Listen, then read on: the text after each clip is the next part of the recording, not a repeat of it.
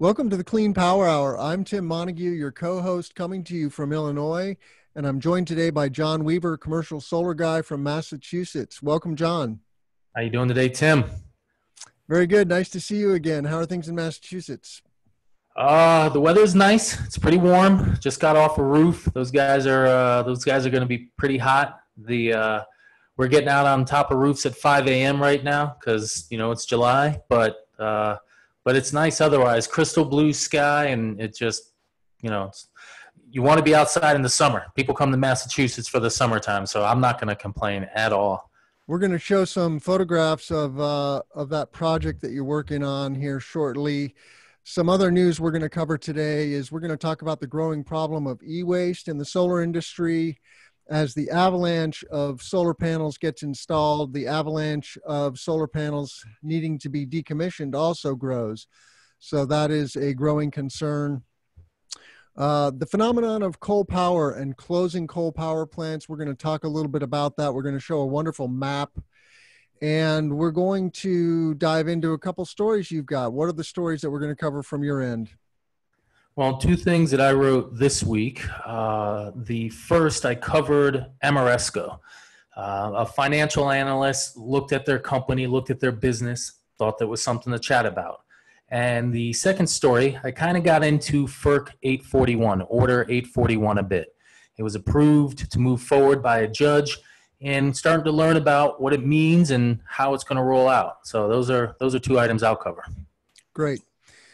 So the first thing we're going to do is hop over to a real live solar project that you were on the roof of this morning. Tell us about this project, John. Okay. So this is 88 Hatch Street. This is in New Bedford, Massachusetts. The project on this side of the roof, and there's actually a matching side of the roof on that structure on the right. That's the monitor. On the other side, there's almost an exact match project. It's about 130 kW DC, 100 kW AC, so 130 kilowatts of modules, 395 watt modules, and a single 100 kilowatt inverter by SolarEdge.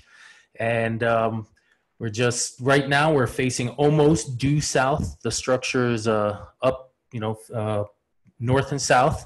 On the right-hand side, you can see the pallets of the solar panels. You can see the pallets of the ballasted bricks. And you can see that we've started to lay some out as we've set up our roof. Underneath the black units, which are the racking, you can see the slip sheets. So that protects our roofing material a bit. And we're just, we're moving into it. We laid the first row of panels this morning just to kind of get a feel for where they're going to be. Make sure we have our wire sizing correct, and it's moving on. I've actually been looking at this building since 2016 when I first signed it. And now we're getting out. And so we have the panel wires are in a different place than we projected. And so now we have to make some wire extensions as we lay them in a wide format versus tall. And so this is extra work on site that was unplanned because we picked the wrong modules when we picked them up, but easy to fix. Yeah, the jumper cable length is a real issue. We run into that ourselves. Sometimes they're too short and sometimes they're too long, and neither is really convenient. We're dealing with the opposite problem, the too long problem right now. But so, yep, you really got to drill down on those wire lengths. Yep. This is just this is the wind guard that's going to be up against the back side of the module rows. And they were just being laid out, checked out. I thought it was a neat looking picture. We have the sunrise coming up off the water. You got the little wheelie there so we can move stuff around. So me trying to be artistic. And that's that first row just getting set up. None of the bolts are down yet. Not even all the bricks are in place. Not all the ballast. This is where we realized our wiring was a bit off because we're like, oh, look, we're not connecting well.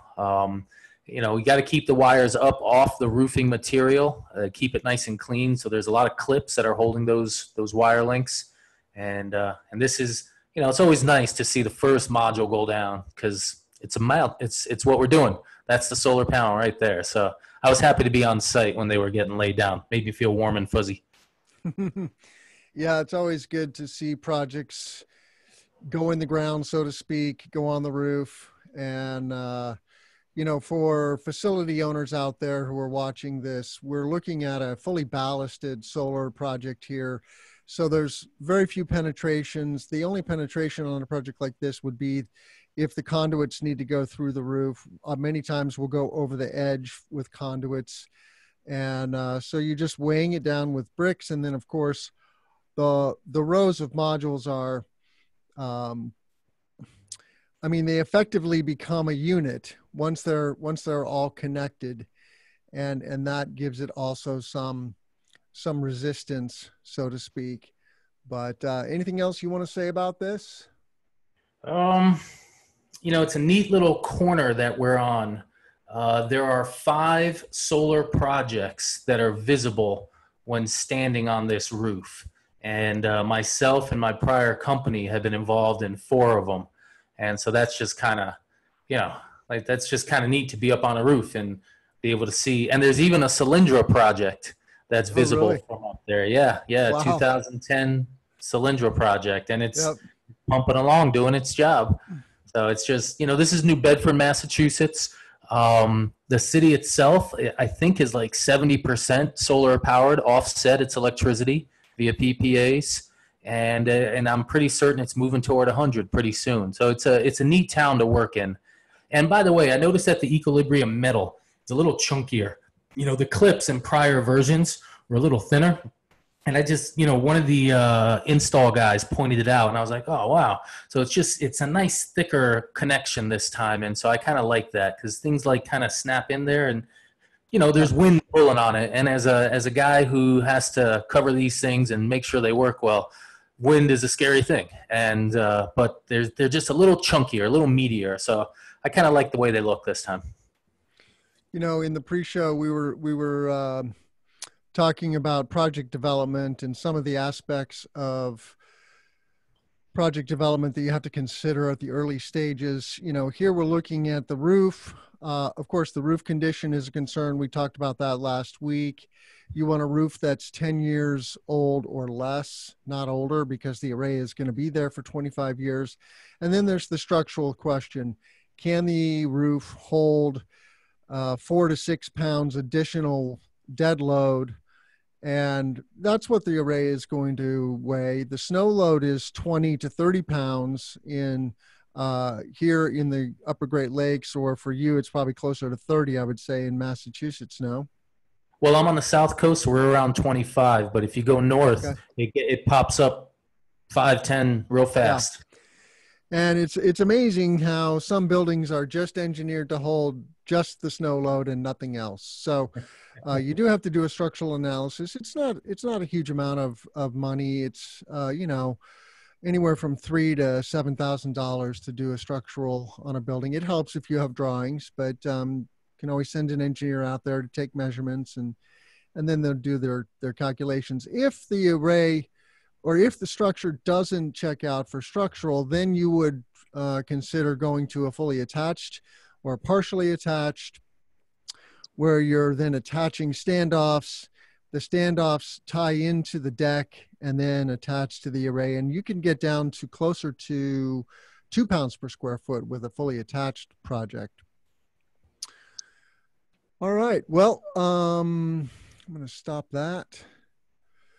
So what else should we say about early stage project development? Oh, the interconnection. And there's a story about this. I don't think I have that on screen, but there were some developers and installers in Minnesota that complained about Xcel Energy and their consistent long processing time for interconnection. So when you're going to install a solar project, typically you have to get permission from the local utility to connect the solar array to the utility. What's that like in Massachusetts? Well, first off, it's a very clean process initially. The rules are laid out, the documents are clean, the people you send it to, the costs, etc. It's very well structured. They have a great map out now. So we have a power line map that gets all the way down to the local substation, the local power line. It goes straight out to your property. So if you plug in your address, you're going to see the status of the power grid mostly immediately, which is really valuable. You know, you have an idea about what your interconnection challenges are. And the reason interconnection challenges must be considered is that Massachusetts is well beyond 10% of our electricity from solar. And so we've got a lot of solar installed. This old infrastructure, which is very, very old, one of the reasons electricity is expensive up here, it needs upgrades. And with all the solar we have, the process is clean, but the risk that you're going to have to pay some money to upgrade the power grid, or not be connected, or have people in line in front of you who have a very large system and you have to wait for them.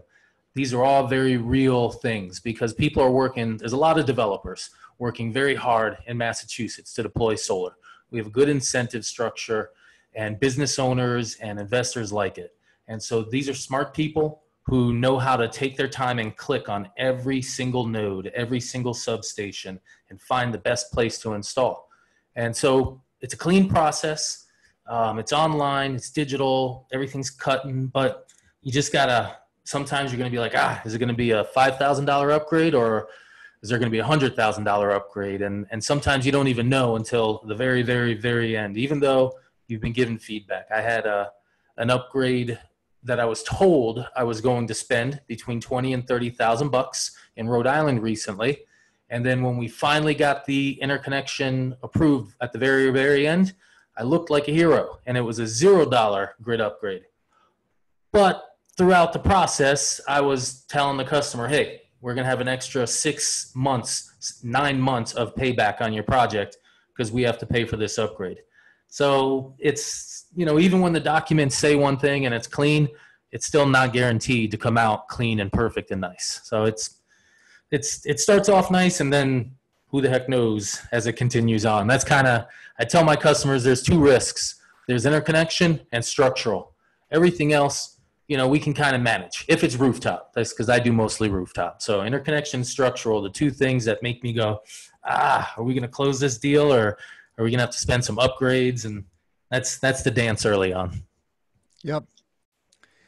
Here in ComEd territory in Northern Illinois, or in Ameren for that matter, in Central and Southern Illinois, we don't know, we don't have the luxury of having a map. So when we apply for interconnection, we just don't know how it's going to play out at all. And I mean, we do know generally, of course, smaller projects going to be a faster, less complicated process. We have a level 2 to 4 process here, and most projects stay at level 2, but many go to level 4. And so anyway, so as facility owners out there, you just want to know that you have to go through that process. You can't just willy-nilly connect a solar array. You have to get the utilities permission. And that is one of the points of leverage that the utilities have. There are many points, but we have to live within their rules. All right, well, let's go to one of our news stories. I'm going to share my screen again, and we're going to go to a story here about solar developers are noticing that closing or closed coal facilities have great infrastructure, which makes a lot of sense. You can see in this photo here, maybe on the left-hand side, there's always a substation next to your power plant. And we are in the process of closing dozens and dozens of coal plants here in the US and internationally. But once the plant closes, you've got that infrastructure still, and why not leverage that for another power plant, in this case, wind or solar? And so what I did is then I just Googled, show me a map of coal plants, and the Carbon Brief, which is a UK operation, has this great map. It's an international map. We're just looking at the US version of it. And you can actually look at individual coal plants. And what you'll see is the gray dots here are closing or closed facilities. And but whether you look at old or the yellow dots are open, many of these facilities are 40 plus years old. It's unusual. Here's a younger one, 66 years, 46 years, 63 years, 54 years, 47 years. So, you know, these are big, heavy machines that are burning coal day in and day out, 24/7, and they get tired and they get expensive to run. So it's, you know, this phenomenon of coal plants closing and being replaced by solar, wind, and storage is a very real thing, and it's a thing that is going to continue to accelerate. What did you want to say about this, John? I saw some really interesting news, two items on it. One, right now in Texas, there's about 13 coal plants that are running. And they looked at the coal production when those plants were being used, and they're essentially peaker plants right now. Then they looked at, and peaker for Texas is daytime, summertime, because that's when it gets hot there. Then they looked at the projected solar additions that are coming in the next 1 to 3 years, and they pretty much chop out all of that coal need. So we very well could see, you know, wind has already passed coal generation in Texas, and coal plants are shutting. Now we could just see solar just destroy coal's lunch with its, you know, with its daytime production. So there's that, and so really, you know, Texas being a non-coal state real soon, that would be that's just a headline. It's all about the economics as much as you and I care about the environmental benefits of closing dirty coal plants. If you were to run a coal plant today, you're looking at 10 to 14 cents operating costs. And you can sell large scale solar at 4 cents and sub 4 cents. There's many large PPAs going for between 2 and 3 cents, and even some sub 2 cent PPAs happening on the solar side here in the US. So that economic disparity is a nail in the coffin. The other thing is that natural gas prices have fallen dramatically in the last decade, and that has really caused coal to take it on the chin. And you can convert some of these old coal plants to natural gas facilities, and that has also happened. But the economics are just brutal for coal, and that's why large coal companies like Peabody Coal are going bankrupt, because the world is consuming less coal. The writing is on the wall that we are transitioning away from coal as a source of energy. And that's a normal transition. Humanity has gone through several of these transitions before. First, we were burning wood for everything, right? Then we discovered coal and whale oil. Yeah. You skipped whale oil. I'm the New Bedford guy, the whaling capital city of the planet. Come on, don't forget that little revolution we had for a while. Yep.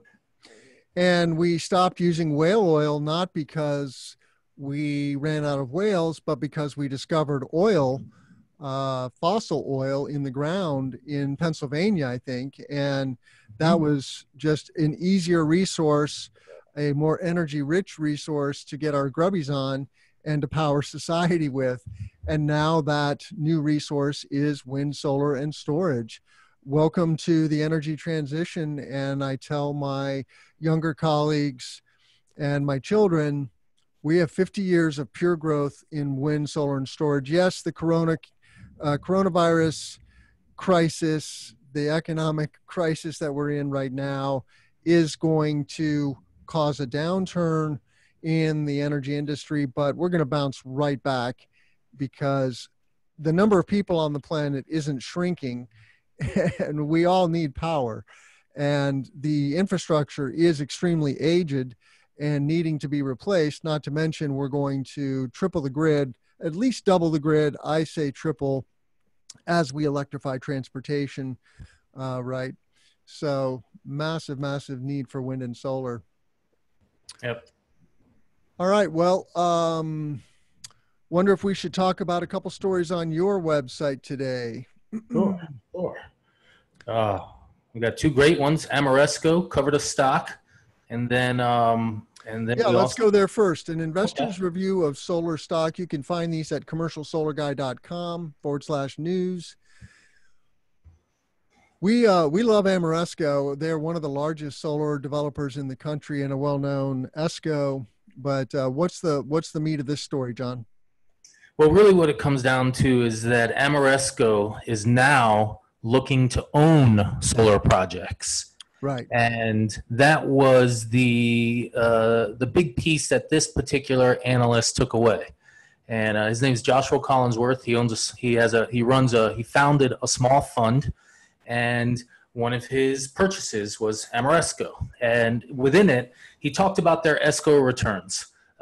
They're consistent, single digit growth, nice, consistent money being paid out. The company is still in control of its the original engineers are still in control of the company. So it's a very techie company. They love to hire engineers. And I really thought it was interesting that third parties, outsiders, are catching on to the value of owning solar assets, and that solar EPCs are now getting into the model of owning solar assets. The first time I saw this occur was twice. I've worked for two separate EPCs in Massachusetts, engineer, procurement, construction, solar firms. That's what an EPC is. And the first was Beaumont Solar. The second was Select Energy. And both of those companies had what we called an appetite to buy X amount of solar projects in the year. And so, I'd go out to these facility managers and I'd say, dear sir, you got a great roof. I'm a sales guy. I would like to sell you a solar power project, and it's going to do all these whiz bang things. And here's the spreadsheet, because we know the spreadsheet and the economics are what matters. And they're like, well, I don't know if I have the tax benefits, or I don't know if we want to spend the capital. We have an opportunity cost where we want to upgrade some buildings. I say, great. Can I own your roof and pay you for it?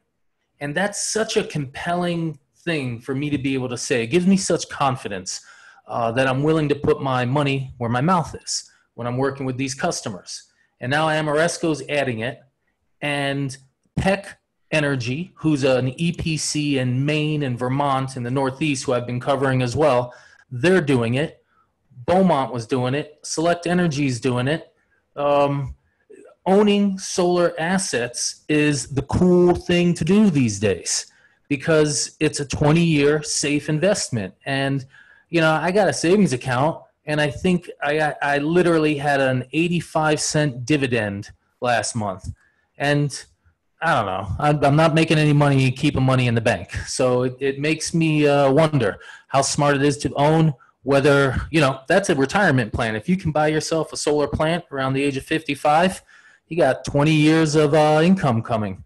And I really think it's interesting that EPCs are owning, and third-party financial analysts out in the world are seeing this as a very viable, valuable thing that adds to the value of already strong companies. And that's why he's buying Ameresco, because he likes that they're developing from scratch and building and owning. And there's good money in it. And that's that analyst's view on it. So I just thought it was very interesting. Had to review it. Had to tell everybody about it. Yeah, I've definitely seen a trend with the developers. Some of them are EPCs, but most of them are more pure developers, and they are not just developing and flipping, but they're developing and then long-term owning, operating. And like you said, that is because of the ROI on that asset class, so to speak. I also get into this in my interview with Jim Spano that's going to be dropping this week. So check that out. If you just search on SolarWorks for Illinois, Jim Spano, Spano, and he's talking about his company, Radiant REIT, R-E-I-T. He's created a real estate investment trust, which basically gives EPCs or solar installers the ability to finance many more projects and basically increase their bandwidth and do more projects. So, all right, you've got another story. Let me get to that first. Energy storage rulemaking. Yes. Yeah, it was real tough to come up with a snazzy title. So, and it's a real complex thing that's going on here. So I just focused on the fact that it's rulemaking that is going on right now, and it's arguing over who can make the rules, and who makes those rules has a lot of uh, effect on how things play out. And in this case, a judge, an appeals court judge, has dismissed a lawsuit that was put forth by electric utilities and other people in the United States, and they say, listen, FERC Order 841, which is a rule-making process put forward in 2016.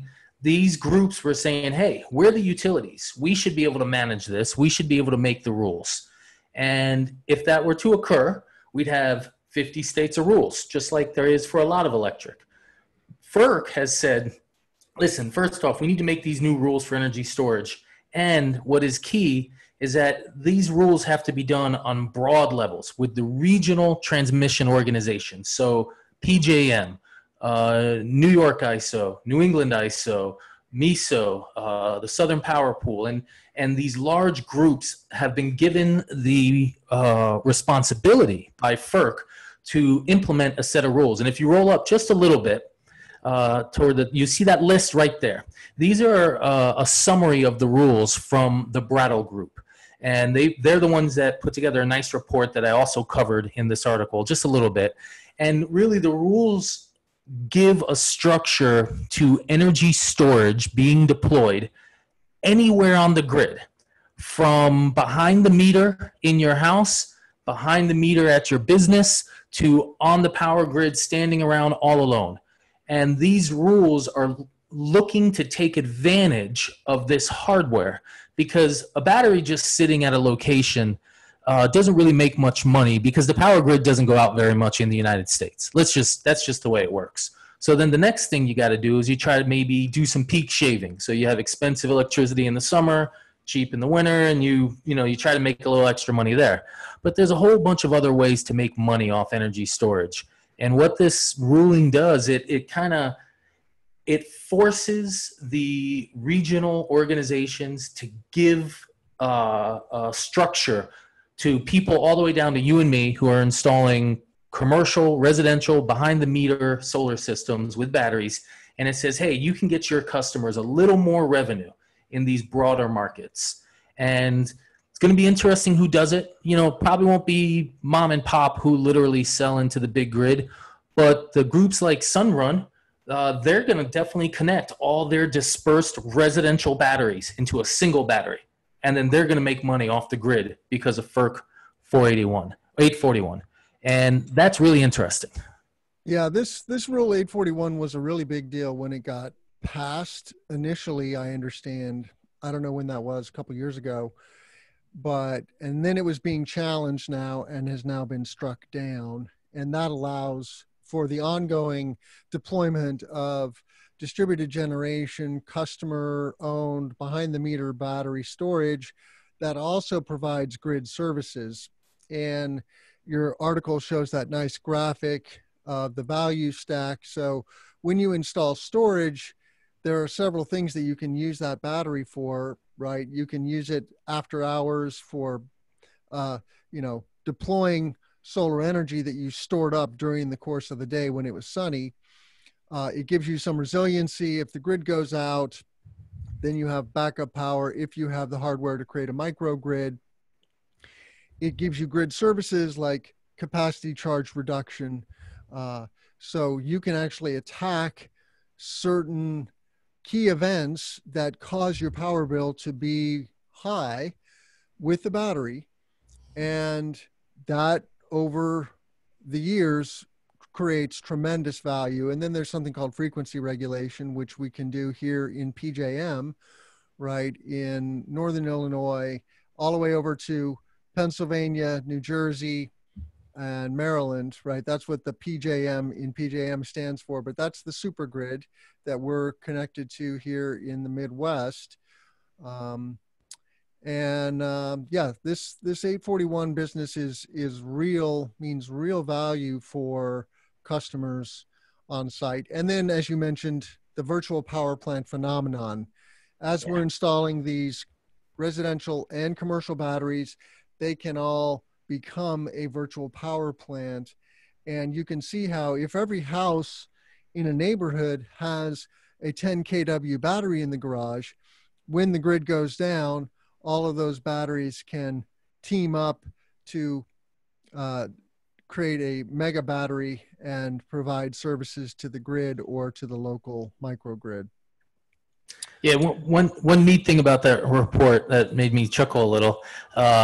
In the report, they say that we could have 25 gigawatts of batteries deployed as a result of this ruling, specifically for ancillary services. And they said the United States could hit 50 gigawatts of just total batteries installed by 2030 if the price of batteries hit $350 per kilowatt hour deployed. And I thought that was funny because it shows how quickly we're moving. This is a 2018 report by a very smart group, the Gradle group. And right after the Gradle report, I showed that, I linked to it right there, a Wood Mackenzie Renewables and Power report, where they say that currently pricing for energy storage at the large scale is already 30%, 40% below that number from 2 years ago. That was seen as a bit optimistic, and that was probably pulled back a tiny bit to not be too low, to look funny.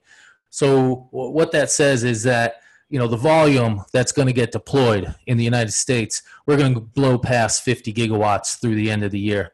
And this is 50 gigawatts of power.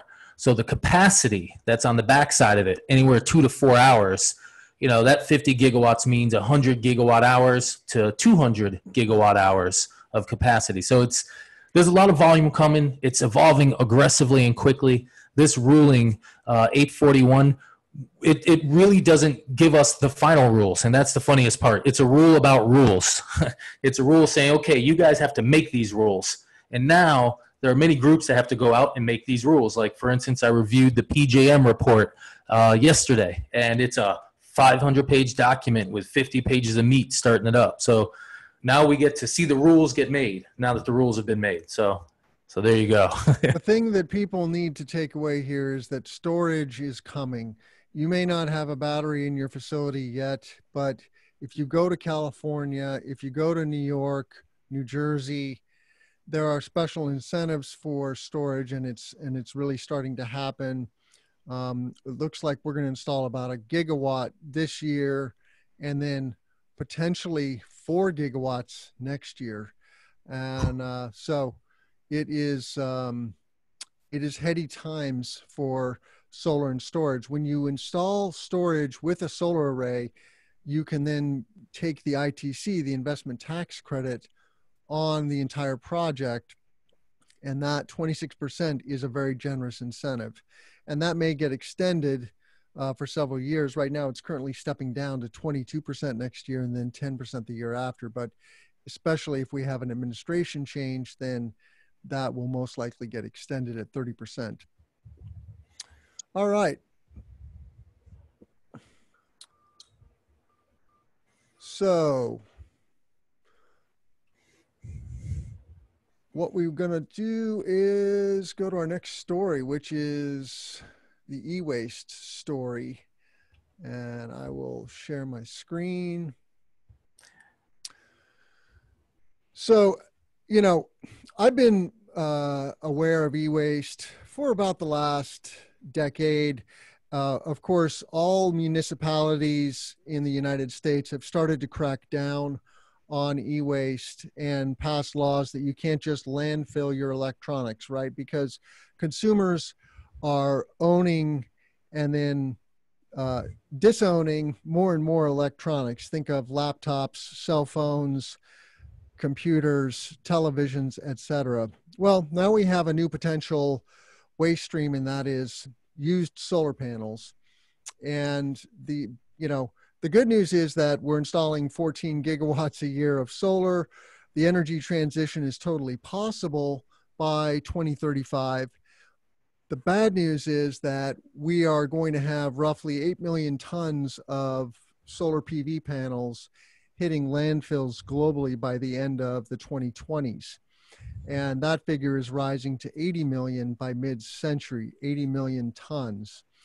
So we have to figure out how to responsibly repurpose these solar panels. Some of them can truly just be repurposed. You take them off of facility A and donate them to some less developed place, and they will still produce power for another 20 years, albeit at a lower efficiency, right?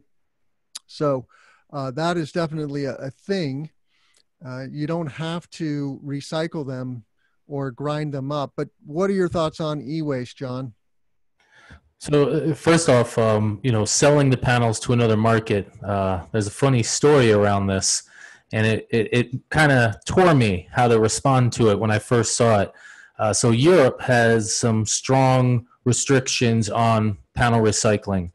They actually opened the first European-focused panel recycling factory in France. And it was sized specifically to meet the continent's solar panel recycling needs. And, part of that recycling, contracts get put out to many people. And one group who was recycling panels turned out they were a mob. And the mob was taking these garbage panels, quote unquote, and then reselling them in Africa. And technically, they committed a crime. But I don't think I agree with that. If these people are able to take a product that was going to be broken down, thrown in the garbage, and they can sell it to somebody at a major discount, and it still produces electricity, and the electricity still works, that's called circular economy, reuse. That's you reuse before you recycle. And so I kind of like that. And a partner of mine that I work with up here, anytime he brings old panels, old inverters, any old hardware from a site, he takes great care of it because he puts it in the shipping container and he sends it to South America. And he has a gentleman who always buys the goods every single time. And down there, the electricity works just like the electricity works up here. Yeah, the panels are a little older. They're not as efficient, but that's not really relevant. So I like that reuse aspect, and so I'm glad you brought it up. Reference to the recycle. First, I'm going to get into that report that's covered in this article a little more, because in the report, they actually cover various techniques that are going on around the world. Different groups who have research into how to better recycle, how to better build panels that are recyclable, and they summarize it. And I'd like to read about it and learn about it more in detail, because it's a nice, long, technical report. There are people in the European groups that are aiming for 99% plus recyclability of a panel. They're already above 97%, maybe 98%. I've read about various techniques around the world. And yes, we are going to have to deal with this. This is just too much volume, but we do have the ability to clean it. And, if we really do get to the point where we have large volumes of cheap, clean electricity, then the energy associated with recycling becomes less important. We can be inefficient at recycling if the greater societal benefit is out there. Because, if electricity really does hit a penny per kilowatt hour or less, and it's going to, then who cares if we're inefficient at recycling? It's clean recycling. And we're going to have to deal with it. It's real, especially if we want to pretend like we got green cred. I mean, you got to have green cred.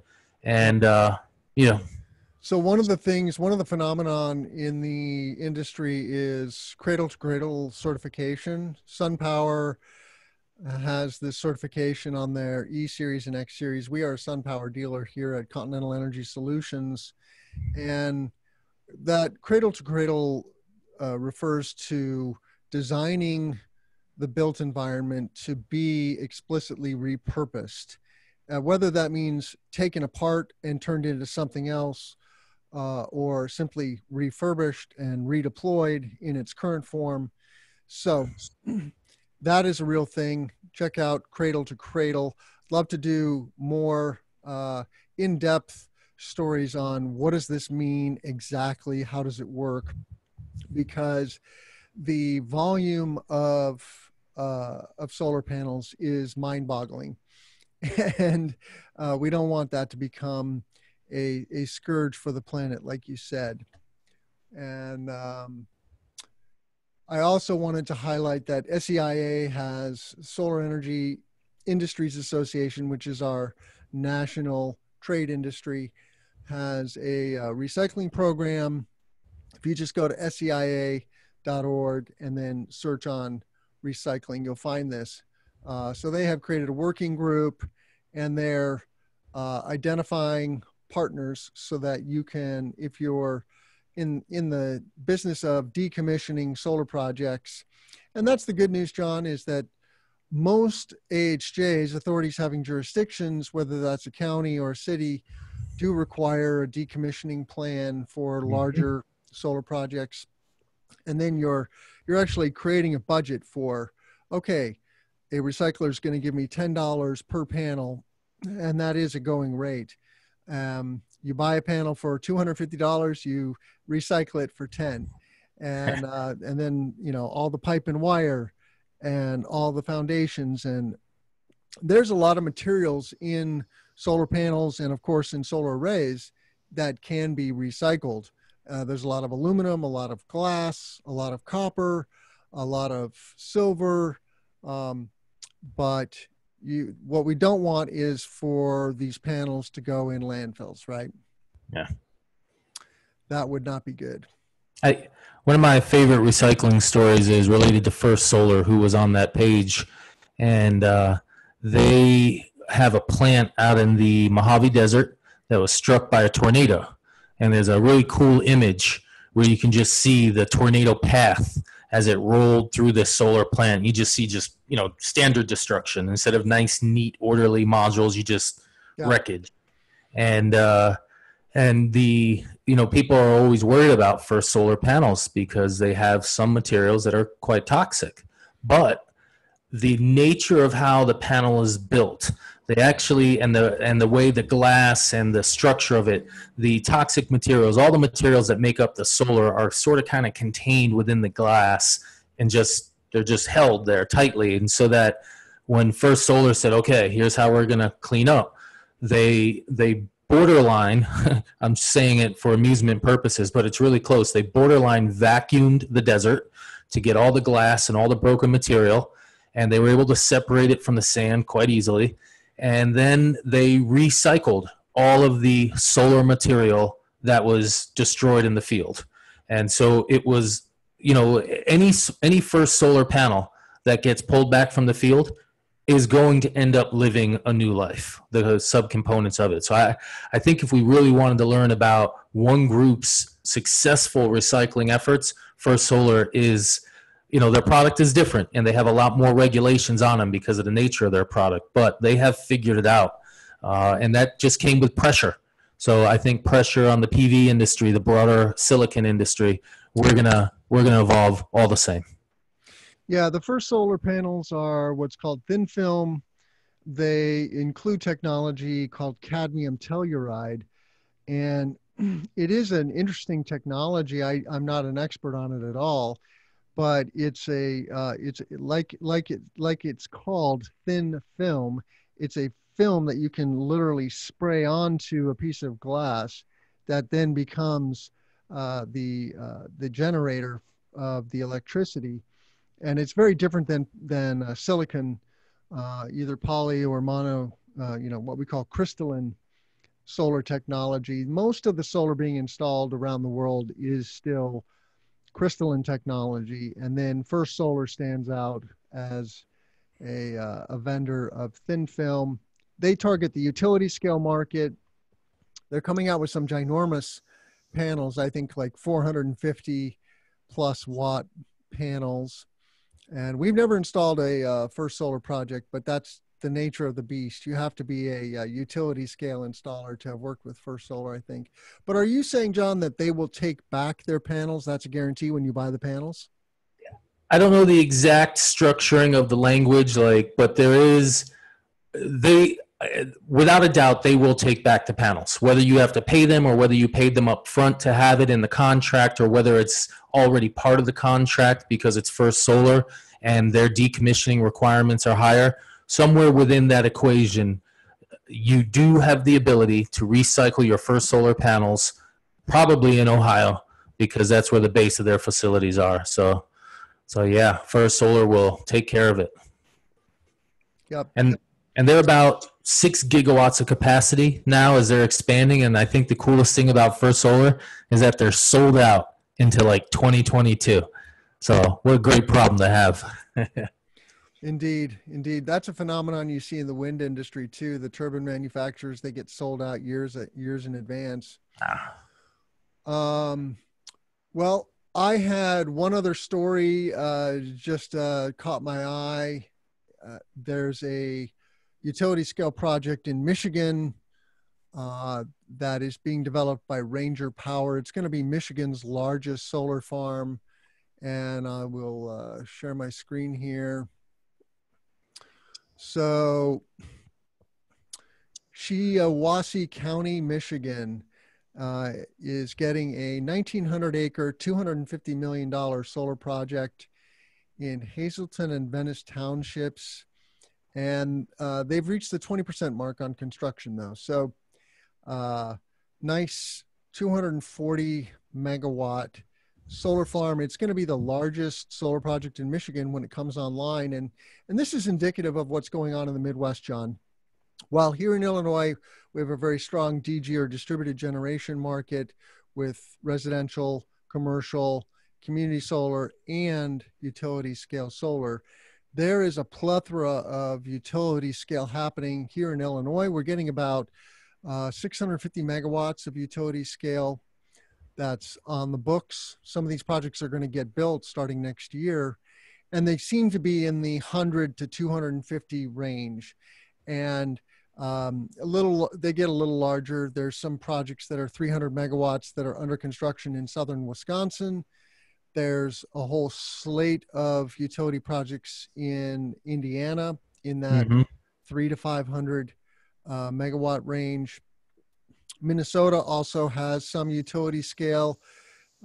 So really you can't throw a stone here in the Midwest without running into utility scale development. Most of it is being driven by the utilities themselves, but also large corporate PPAs, virtual power plants, or virtual power purchase agreements.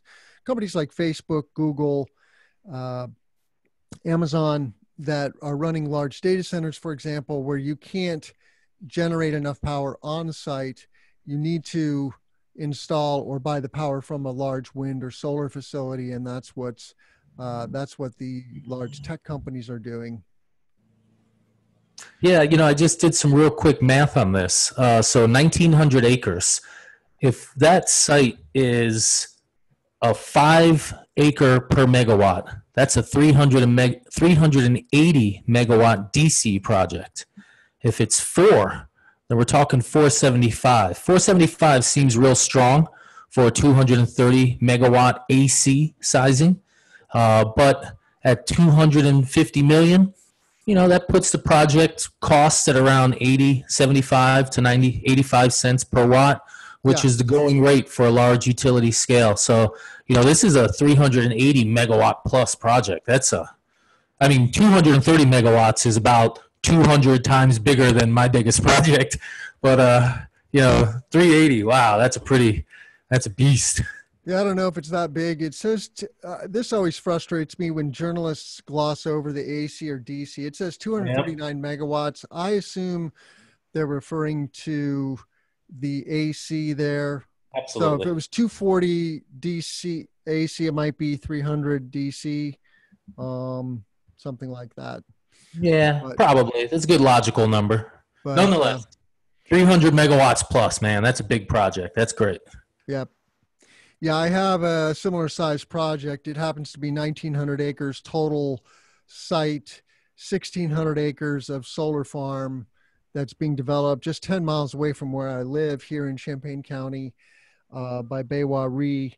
And so I got to go through I got to go to some of the public hearings on that. And, there was some residents who were opposed to the project, but the project ultimately got its special use permit. And the reason why this works is the farmers, okay, here in the Midwest, it's the breadbasket, right? It's mostly farmland. And a farmer can make $300 an acre growing crops or renting their land to somebody else to grow crops. Well, a solar farmer will pay them $900 an acre. They can triple their money by leasing their ground. And the solar developers don't want to buy the land generally. They just want to lease it for 25 years with an option to extend that for maybe 20 years. And so it's a win for the farmers. It's a win for the land because taking it out of rotation is going to be actually good. It's going to be lighter on the land. You're going to be using less chemicals, less fertilizer. If you do prairie plants or pollinator friendly, then you truly could have organic farm ground after 25 years. It's just steel piles sticking in the ground, some wires that are either above ground or below ground, buried wire, which will get torn out at the decommissioning. And it's a very light on the land facility. There's very little concrete foundations. The transformer pads, of course, do have concrete, but those are easy enough to remove. It's very different than a wind farm with those ginormous concrete foundations. So I'm a big fan of utility scale solar, and we're only talking about a couple of percent of our land, right? And literally 2% of the United States is more than enough to generate 100% of our power with solar power. Of course, you need storage and wind for the ultimate, grid reliability, because solar is only producing during the day. But it's not, people need to realize that we are not going to pave over the prairie or the breadbasket, right? Just not that is a total myth. Yeah, there's a lot of neat studies out there. We could get 50% of our electricity from just rooftops. We could get 10% of our electricity from floating solar. We could get 30 to 40% of our electricity if we put every single window into solar. We could get 100% of our energy if we built a 60 square mile solid chunk of solar somewhere in the Southwest. Then, of course, we have to build power lines going everywhere. So it's actually, with modern panels and single axis trackers, we're below 1%. We could meet 100% of our energy use, not just electricity, but energy use, with less than 1% of our the land in the United States. So we're not going to pave it over. You mentioned glass, like glass windows. Of course, we are working on technology that is translucent, that you can actually embed in the glass in buildings, whether that's a small office building or a large high rise. I just saw a story out of Germany about building fences out of vertical solar panels using bifacial modules. And because having the modules vertical, then they're getting a lot of reflected light off the ground. That's going to be a thing, especially where there's snow on the ground in the winter. That's going to be great. And so, yeah, we're just at the beginning of the solar revolution. You mentioned photovoltaics. I would love to talk more about that in future episodes. That's an interest of mine. I'm actually working on a project that has a FPV, as we call it, photovoltaic component here in Illinois. And yeah, we have huge reservoirs for drinking water and recreation that can be dual purposed into power plants with floating solar.